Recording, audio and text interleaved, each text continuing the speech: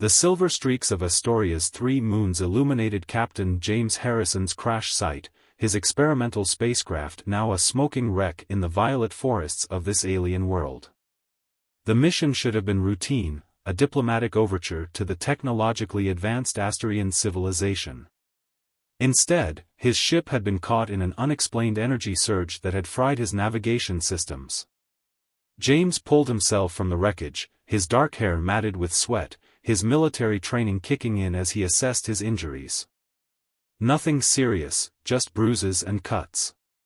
But as he reached for his communication device, he realized it had been destroyed in the impact. The cool night air carried unfamiliar scents, and strange bioluminescent creatures pulsed in the surrounding vegetation. Movement in the shadows caught his attention. Silent figures emerged from the forest, their alabaster skin seeming to glow in the moonlight. The Astorian resistance, he recognized their distinctive armor from his mission briefings. Their leader, a tall woman named Venna, stepped forward, her silver eyes studying him with calculated interest. A human diplomat, she said, her universal translator converting her musical language. The stars have blessed us with an unexpected opportunity. James raised his hands slowly, showing he was unarmed. I come in peace. My mission was purely diplomatic. Your mission is now irrelevant, Venna interrupted, a slight smile playing at her lips. You will serve a greater purpose as our gift to Queen Neaera. The other resistance fighters moved in, their weapons trained on him.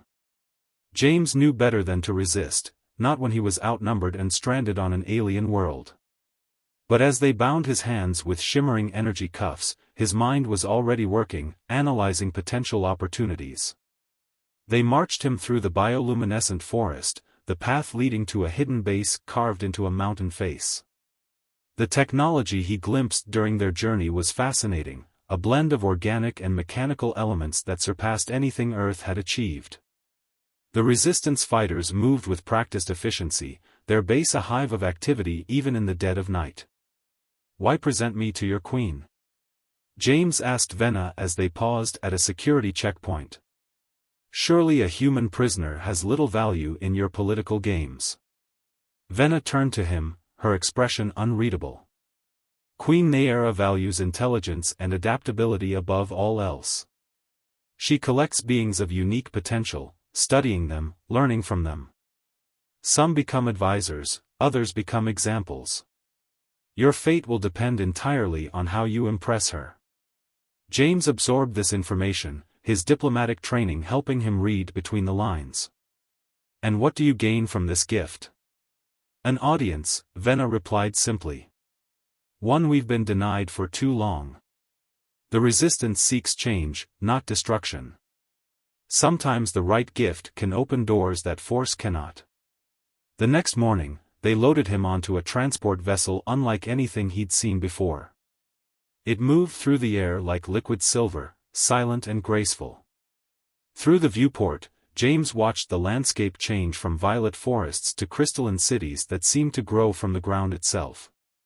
The capital city of La Maria rose before them, a breathtaking fusion of nature and technology. At its heart stood the royal palace, a structure that appeared to be made of living crystal, changing colors with the movement of the sun. As they descended toward the palace landing pad, James felt the weight of destiny settling on his shoulders. Remember, Venna said as they prepared to disembark, Queen Neaera can see through any deception. Your only chance of survival is to be genuine, but also extraordinary. Guards in shimmering armor escorted them through halls that seemed to sing with hidden energy. The palace was alive with activity, courtiers and officials moving purposefully through its crystalline corridors. Finally, they reached the throne room, a vast chamber that captured the light of Astoria's 3 suns, creating an ever-shifting aurora above. And there she sat, Queen Neaera of Astoria. Her presence commanded attention, her features striking with an otherworldly beauty that made James catch his breath. Her skin was the color of moonlight, her hair a cascade of starlight that seemed to float in an invisible breeze.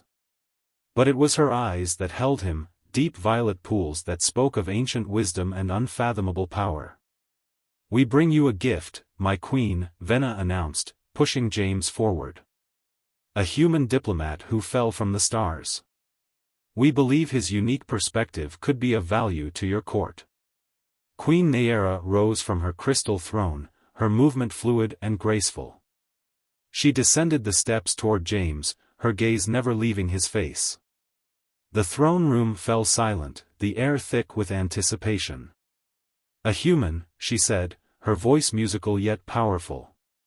"How interesting." She circled him slowly, studying him like a fascinating puzzle. "Tell me, Starfallen One, what makes you worthy of my attention?" James met her gaze steadily, knowing this moment would determine his fate. "I offer neither blind loyalty nor empty promises, Your Majesty. What I offer is perspective, a bridge between two worlds that could benefit from understanding each other.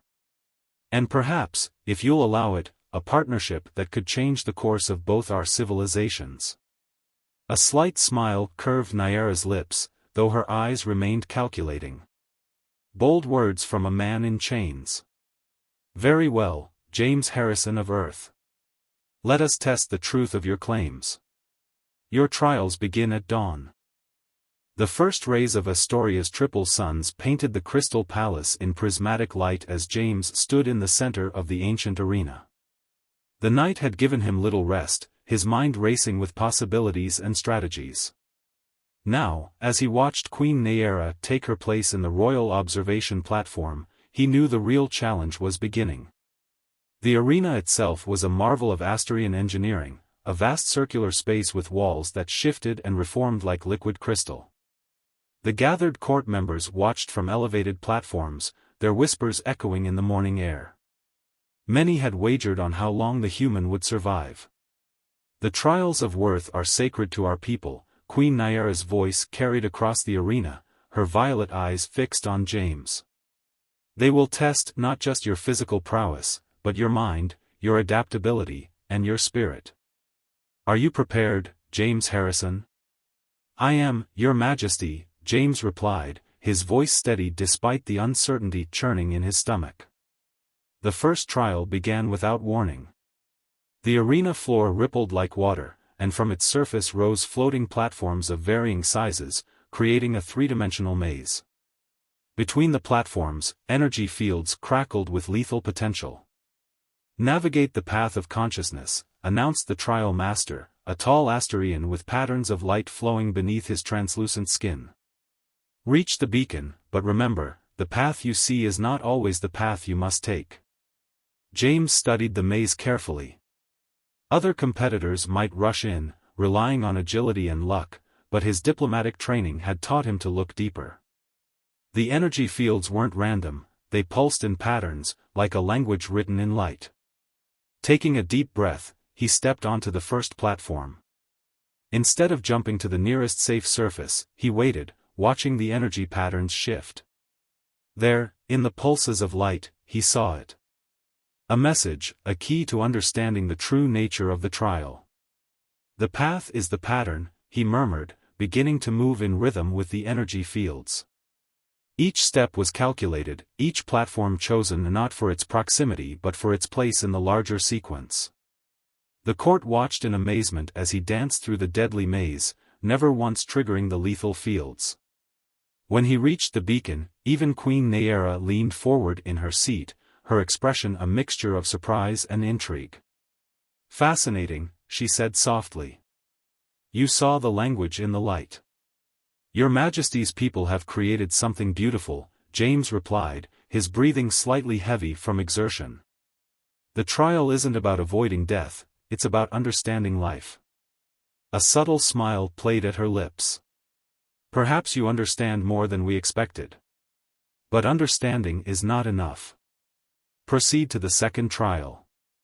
The arena transformed again, this time creating a circular chamber filled with floating crystals of various colors and sizes. Each crystal emitted a different tone, creating a cacophony of sound that made several court members cover their ears. "The harmony of chaos," the trial master explained. "Bring order to discord, or be consumed by it." James closed his eyes, letting the sounds wash over him. There was a pattern here too, but different from the first trial. This wasn't about following a sequence, it was about creating one. The crystals weren't just making noise, they were waiting for direction. He reached out, touching one of the nearest crystals. It hummed under his fingers, its tone changing slightly. Slowly, deliberately, he began to move among the crystals, adjusting their positions and frequencies. What had been chaos slowly transformed into harmony, a haunting melody that seemed to capture the essence of Astoria itself. The court fell silent, entranced by the music he had created. Queen Nayera stood, her eyes shining with an emotion James couldn't quite read. "You didn't just solve the puzzle," she said. "You created something new from it." "Sometimes the greatest solutions come not from forcing order," James responded, "but from finding the beauty in chaos." The final trial proved to be the most challenging. The arena filled with a strange mist, and from it emerged shadowy figures, each one taking the form of someone from James's past. They spoke with familiar voices, offering him everything he might desire: a way home, power, wealth, revenge against those who had wronged him. But as he faced each temptation, James remained steady. "The greatest power," he said, his voice clear in the mist, "is not in taking what we desire, but in understanding why we desire it." The shadows dissipated, leaving him alone in the arena. Queen Nayera descended from her platform, her approach measured and graceful. The court held its breath as she stopped before him. "3 trials," she said, her voice carrying to every corner of the arena. 3 opportunities to fail, to prove yourself nothing more than what we expected. Instead, you have shown us something unexpected: wisdom beyond mere knowledge, strength beyond mere power." She turned to address the court. "The trials are complete. James Harrison of Earth has proven himself worthy not just of life, but of a place in our court. From this day forward, he shall serve as royal advisor on interstellar relations." The announcement sent ripples of surprise and speculation through the gathering. James bowed deeply, but when he raised his eyes to meet Nayera's, he saw something there that gave him hope, a glimmer of respect, and perhaps something more. As the court began to disperse, Nayera spoke quietly, for his ears alone. "You have survived the trials, James Harrison. But remember, the greatest challenges often come not in the arena, but in the quiet moments between battles. I hope you are prepared for what comes next." Looking into her violet eyes, James realized that the real trial was just beginning. The weeks following James's appointment as royal advisor transformed the Crystal Palace's dynamics. The human who had arrived as a gift now walked the luminescent corridors with purpose, his presence both admired and resented. Each morning, he joined Queen Nayera in her private council chamber, where they discussed matters of state beneath the aurora-like light that danced across the ceiling. Today, James stood before a holographic display of Astoria's star system, analyzing trade routes and defensive positions. His military background, combined with his diplomatic training, offered perspectives that intrigued Nayera. "The insurgent attacks follow a pattern," he explained, his fingers tracing lines between stellar bodies. "They're not random acts of rebellion, they're calculated strikes designed to disrupt specific resource channels." Nayera moved beside him, her presence making the air seem to crackle with energy. "You believe someone is coordinating these attacks from within the court? Look here," James pointed to a series of locations. "Each attack occurred shortly after the information about shipment routes was discussed in your inner council. The leak has to be coming from someone with high-level access." The Queen's expression hardened, though her voice remained calm. "You understand the gravity of such an accusation?" "I do," James met her gaze steadily. "And I wouldn't make it without evidence." Their conversation was interrupted by the arrival of Lord Theron, the head of internal security. His crystalline armor caught the light as he entered, his pale features set in their usual mask of cold courtesy. "Your Majesty," he bowed deeply to Nayera, then gave James a curt nod. "I trust I'm not interrupting anything crucial?" "Lord Theron," Nayera acknowledged. Your timing is interesting. We were just discussing the recent security breaches. Something flickered in Theron's eyes, so brief James might have missed it if he hadn't been watching carefully. Indeed? I hope our human advisor isn't finding our internal matters too complex to grasp. On the contrary, James replied smoothly, I find the patterns quite revealing. The tension in the room was palpable. Theron's hands clasped behind his back, his knuckles whitening slightly. Patterns can be deceptive, especially to those unfamiliar with our ways. Perhaps it would be wise to leave such matters to those who truly understand Asterian politics. That will be all, Lord Theron. Nyera's tone carried a note of finality. After he left, she turned to James. You've made a dangerous enemy. He was already an enemy, James said quietly. Now he's just a revealed one. Later that evening, as James worked in his quarters, analyzing data on his terminal, a soft chime announced an unexpected visitor. The door slid open to reveal Venna, the resistance leader who had first brought him to the palace. You're playing a dangerous game, James Harrison, she said without preamble. I thought you'd be pleased. Isn't this what you wanted when you brought me here? Venna moved further into the room, her silver eyes scanning for surveillance devices. We wanted change, yes. But we didn't expect you to dig so deep into the corruption at the heart of our government. Someone has to, James replied. Your queen is surrounded by vipers. And you appointed yourself her protector? Venna's tone was skeptical. Or is there another reason you've grown so devoted to her cause? Before James could respond, another chime sounded, this one the urgent alert reserved for royal summons. He found Nyera in her private gardens, a spectacular space where crystalline flowers bloomed beneath the light of Astoria's moons. Walk with me, she commanded softly. As they moved through the luminescent foliage, she spoke in low tones. There's been an attempt to access Earth's defense protocols through our systems. James felt his blood run cold. Theron? The trace led to his private terminal, but it was too obvious. He's smarter than that. Nyera stopped beside a fountain that seemed to flow with liquid starlight. Someone wants us to suspect him. Or he wants us to think exactly that, James countered. The best way to hide genuine evidence is to make it look planted. Nyera turned to face him, closer than she'd ever stood before. Why do you risk so much to help me? Your life here was secured after the trials. You could simply serve your role and avoid these dangerous political waters.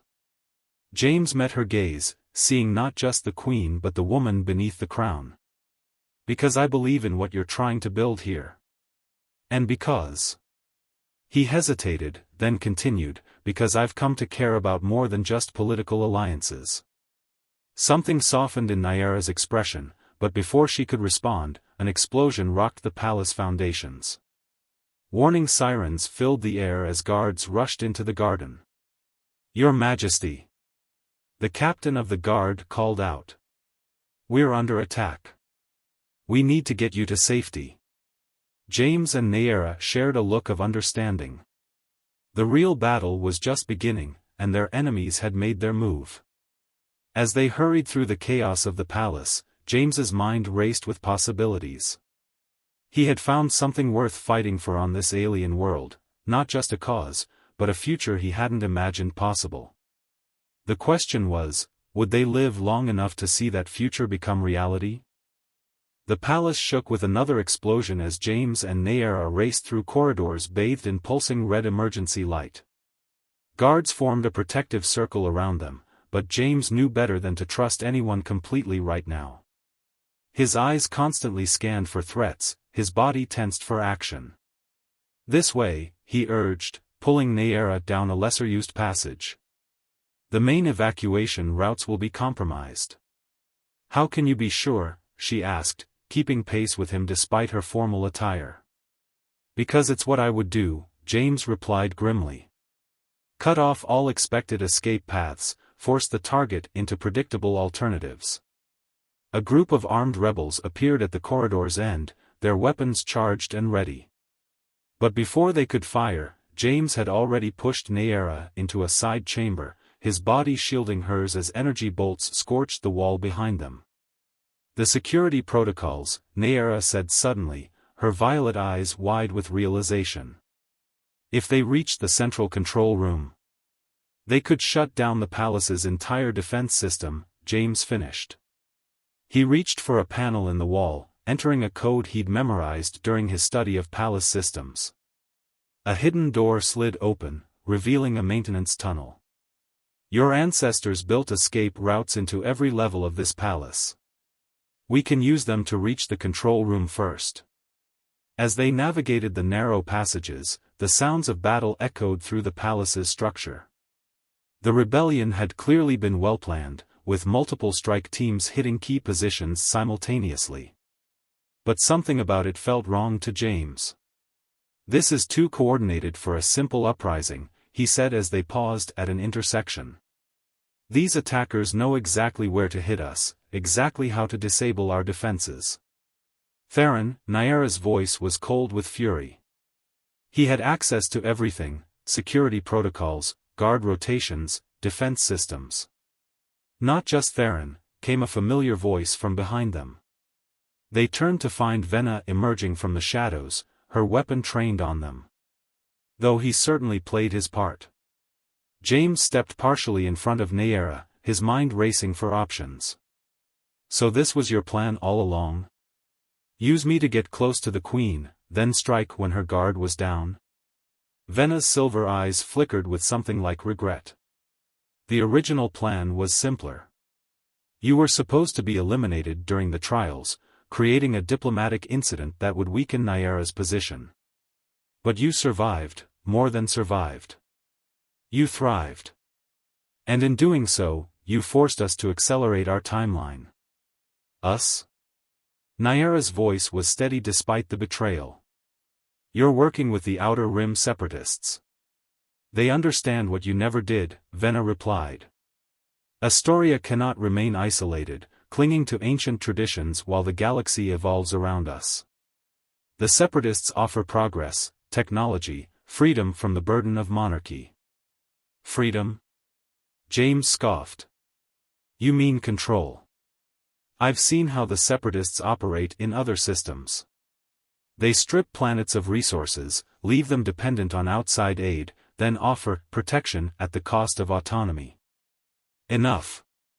Venna's finger tightened on her weapon's trigger. "Step away from her, James. You're not even from this world. This isn't your fight." James stood his ground. "You're wrong. The moment you brought me here, the moment you made me part of this world, you made it my fight." What happened next seemed to unfold in slow motion. Venna's weapon discharged just as James lunged forward. He felt the energy bolt graze his shoulder as he tackled her, sending them both crashing to the ground. The weapon skittered across the floor as they grappled. Nayara moved with unexpected speed, snatching up the fallen weapon. "Stand down, Venna," she commanded, her voice carrying the weight of generations of authority. But Venna wasn't finished. She pulled a small device from her belt, a detonator. "The whole palace is rigged. One press, and it all ends." Time seemed to freeze as James met Nayara's eyes. In that moment, without words, they reached an understanding. James shifted his weight slightly, preparing. "You forget, Venna," Nayara said softly, a strange smile playing at her lips. "This palace isn't just a building. It's alive." She pressed her hand to the crystalline wall, and suddenly the entire structure hummed with energy. The walls themselves began to glow, pulsing with an inner light that grew increasingly bright. Venna's eyes widened in shock as the detonator in her hand grew hot, then dissolved into harmless particles. "The ancient defense systems," she whispered in disbelief. "But they were deactivated centuries ago." "No," Nayara corrected her. "They were waiting. Waiting for a ruler who understood that true power comes not from control, but from harmony." She looked at James as she said this, and his heart skipped a beat at the depth of emotion in her gaze. Throughout the palace, the rebellion was crumbling. The living crystal walls had adapted to the threat, sealing off sections, neutralizing weapons, protecting the loyal while containing the traitors. In the control room, Theron and his conspirators found themselves trapped, their access codes useless against the awakened consciousness of the palace itself. As royal guards finally reached them, securing Vena and restoring order, James turned to Nayara. "You never told me the palace was sentient." She reached out, touching his injured shoulder gently. "There are many things about my world you have yet to learn, James Harrison. If you're willing to stay and discover them." Her touch sent warmth through his entire body, and in that moment, he knew with absolute certainty that he had found his true home among the stars. The aftermath of the failed rebellion transformed Astoria in unexpected ways. As the triple suns rose over the Crystal Palace each morning, their light reflected off newly grown crystalline structures, the palace itself evolving, adapting, becoming something that married the old with the new, just as its inhabitants were learning to do. In the weeks that followed, James and Nayara worked tirelessly to rebuild trust among the Astorian people. The revelation of the palace's true nature had sparked both wonder and concern among the population. Some saw it as a sign of ancient power reawakened, while others feared change to their traditional ways. "They need to understand that evolution doesn't mean abandoning who we are," Nayara said one evening, as she and James stood on a balcony overlooking the capital city. The light of the setting suns painted the crystalline spires in shades of gold and purple. "Then show them," James replied, his shoulder now fully healed. "Let them see how Astorian tradition and progress can coexist, strengthen each other." Under their combined leadership, the palace opened its doors to the public for the first time in centuries. Citizens were invited to witness the living crystal's beauty, to understand its ancient wisdom. James worked with Astorian scientists to bridge the gap between Earth's technology and Astoria's organic computing, creating innovations that benefited both worlds. The captured conspirators, including Theron and Vena, faced justice not through punishment, but through rehabilitation. Nayara, with James's support, established a new council that included voices from all sectors of Astorian society, nobles, scholars, workers, and even former resistance members who chose to embrace a peaceful path forward. "You've changed how we see everything," Lord Arlen, one of the more progressive council members, told James during a diplomatic function. "Not just humans, but change itself. We feared outside influence would weaken us, but you've shown us it can make us stronger." James watched as Nayara moved through the gathering, her presence commanding yet approachable. She had maintained the dignity of her position while revolutionizing how the monarchy interacted with its people. The living crystal of the palace seemed to pulse in harmony with her movements, responding to her evolved understanding of leadership. Later that night, James found Nayara in the royal gardens, where new crystal formations had created a breathtaking pavilion that captured and refracted starlight. She turned as he approached, her violet eyes softening in a way they only did for him. "The Earth delegation arrives tomorrow," she said, her voice carrying a hint of question. "They do," James nodded, moving to stand beside her. "They're eager to establish formal diplomatic relations with Astoria. Though I imagine they'll be surprised to find their missing negotiator has become something more than just a diplomat." Nayara turned to face him fully. "And what have you become, James Harrison?" He took her hand, marveling at how the crystal beneath their feet responded to their combined presence, creating patterns of light that spiraled outward. "I've become someone who belongs in two worlds, but has found his home in one. And if Earth demands your return?" "They won't," he smiled. "Because they need someone they trust to represent their interests here. Someone who understands both worlds, who can help build a bridge between our peoples." Nayara's free hand came up to touch his face. "And is that all you wish to be? A bridge between worlds?" James pulled her closer, the light around them intensifying. "No," he said softly. I wish to be much more than that. If you'll have me. Their kiss was witnessed only by the stars and the living crystal of the palace, but its impact would be felt across two worlds.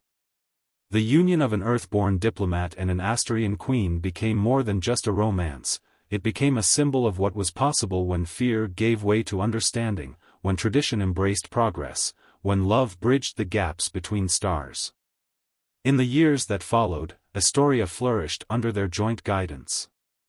The Crystal Palace continued to grow and evolve, becoming a living symbol of their successful fusion of two cultures. Earth ships became a common sight in Astoria's skies, bringing trade, cultural exchange, and new opportunities for both worlds. And in quiet moments, when the three moons of Astoria cast their silver light over the palace gardens, James and Nayara would walk together, their footsteps creating ripples of light in the living crystal beneath them. They had proven that the greatest gifts often come in unexpected forms, and that love, like the crystals of Astoria, could grow into something both ancient and new, both powerful and beautiful. Do you ever regret it? Nayara asked him one such evening, years after he had first arrived as a gift to her court. Staying here, choosing this life? James pulled her close, watching as the crystal around them pulsed with their combined energy. How could I regret finding exactly where I was meant to be? Sometimes the best paths are the ones we never planned to take. Above them, the stars sparkled like distant crystals, witnesses to a story that would be told for generations, of how a human gift became a queen's heart, and how together they built a bridge between worlds that would stand the test of time.